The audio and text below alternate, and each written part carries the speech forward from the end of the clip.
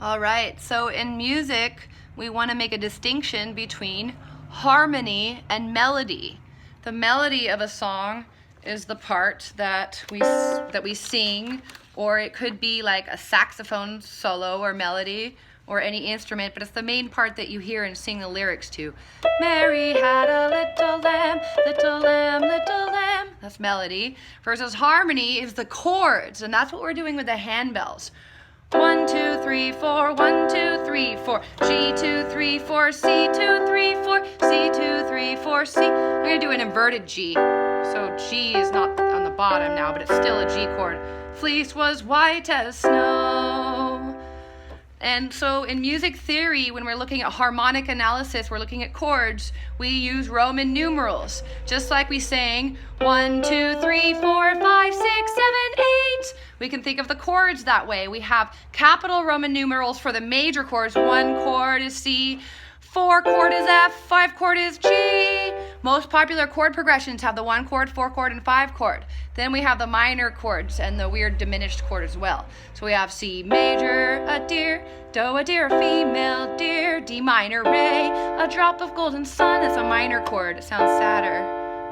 Me, a name, I call myself, the 3 chord, far, a long, long way to run, the 4 chord, F. So, the needle pulling thread. Here's A minor, the 6 chord. We went 5 to 6. La, a note to follow, so. This is a weird diminished chord, the 7 chord. T, a drink with jam and bread. We're back to Do, back to C chord. That will, then it goes to the 4 chord. Bring us back to Do, so, mi, so, Do. Ends with arpeggio going down the C chord. So we use Roman numerals. So we're going to do a couple songs with 2 different chords, with a C chord and the G chord, which you can build with the handbells. But they represent the notes on the piano, right? But first, when you are doing handbells with kids, you got to go over all the rules about only playing them when you're allowed to and stuff like that. And you also have to practice maybe with imaginary handbells first, or get them clapping. So when we're doing chords, we're going to use whole notes. Let's find a beat though first. We're going to get a beat going. Oh no. We're going to get a beat going. It'll let me. I'll just make my own beat, I guess. I'm going to stomp the beat. Usually I try not to stomp the beat though with my foot. I try to have something else make the beat, because if you stomp your beat, they'll stomp too. And you might want them to stomp, but if you don't, if you start stomping and you don't want them to stomp, you have to tell them. So you stomp the beat, or you get it to play on the piano or a metronome. Here's where you go 1, 2, 3, 4. Quarter notes are with the beat. 2, 3, 4. 1, 2, 3, 4. 1, 2, 3, 4. 1, 2, 3, 4. We're just repeating. So quarter notes are with the beat. You start with quarter notes, just getting them to clap and feel the beat, right? Then when we do whole notes, we're only playing on 1. So with my foot's the beat. 1, 2, 3, 4. 1, 2, 3, 4. 1, 2, 3, 4. 1. So that was quarter notes and whole notes. You could get them clapping half notes, or on 1 and 3. 1, 2, 3, 4. 1, 2, 3, 4. Again, back to quarter notes. You do quarter notes before 8th notes. 1, 2, 3, 4. 1, 2, 3, 4. Those are the quarter notes again. 8th notes are twice as fast. Imagine the conductor, the downbeat and the upbeat. You say 1 and 2 and 3 and 4 and 1 and 2 and 3 and 4 and. But again, when we're doing handbells, when we're doing harmonies, when we're doing chords in most songs that are in 4/4, most common time signature, we're going to just hold and play on 1. So I go over what we did in the last video, arpeggio, so, mi, so, hi, do. And so then we have a C chord group. Half the class is going to be C chord. They know that even if they don't have a red C bell, they might have a yellow E bell for me, or they might have a blue for so. But then if we have a G group, that chord the root is going to be G. So both groups will actually have blue bells. So the G chord group is the 5 chord group. They're going to have G, blues, B, and E makes a G chord. So now imagine you have half the kids are getting the G and half the kids are getting C. The 1 chord is C, the 5 chord is G. So this is usually easier to do with the kids and pointing, but you can imagine that I'm pointing, this half is the C group and this half is my G group, my 5 chord. So, and of course you got to go through the rules with these handbells. I get the kids to, all right, let's practice picking them up without making a sound. They know that when I put it in front of them, they're not supposed to touch it. They know that we only play them once in time. I get them to take their hands over the handles, the white handles, with their thumb and index finger over, quietly lift up without making a sound.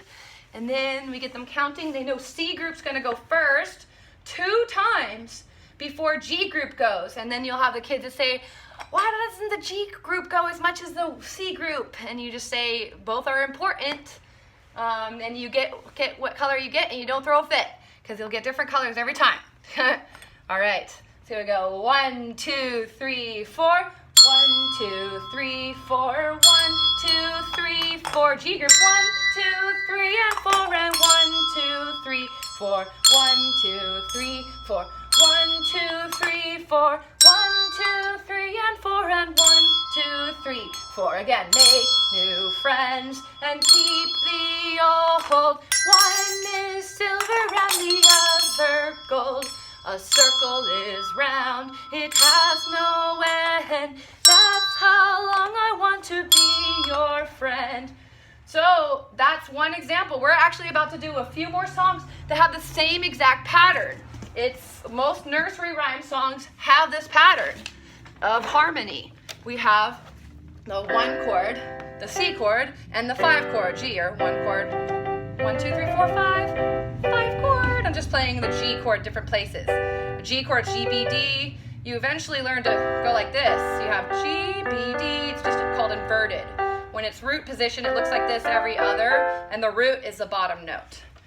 So we have 1, 2, 3, 4. Mary had a little lamb, G chord, little lamb. C2, 3, 4, C2, 3, 4, G2, 3, 4, C. So you're just directing the 2 groups and getting to know it, the songs and yeah. All right, and then we have another good one for the little ones. 1, 2, 3, 4. January, February, March, and April, May, June, July, and August, September, October, November, December, 12 months in the year. Then we have, all right, now this one has a different time signature.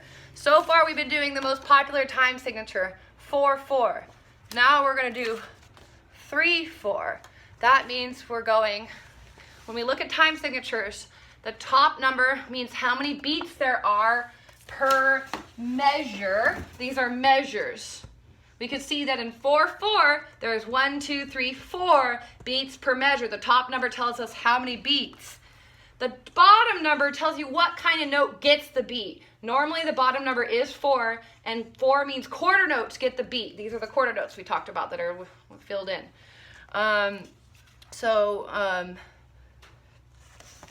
So in 3-4, it would be 1, 2, 3, 1, 2, 3, 1, 2, 3, 1, 2. The more we get together, the more we get together, the happier we'll be. Because your friends are my friends, and my friends are your friends. The more we get together, the happier we'll be. All right, and then they know to put the handbells down at the end, not to ring, because they'll ring them loud and stuff, and they do get sensitive to the ears. So you just want them to know they play it once on the downbeat, and then put them down when they're done. Don't touch them. All right. So there's all the 2 chord progression songs. Now, when we get into 3 chord progression songs, usually the most common next chord to be added.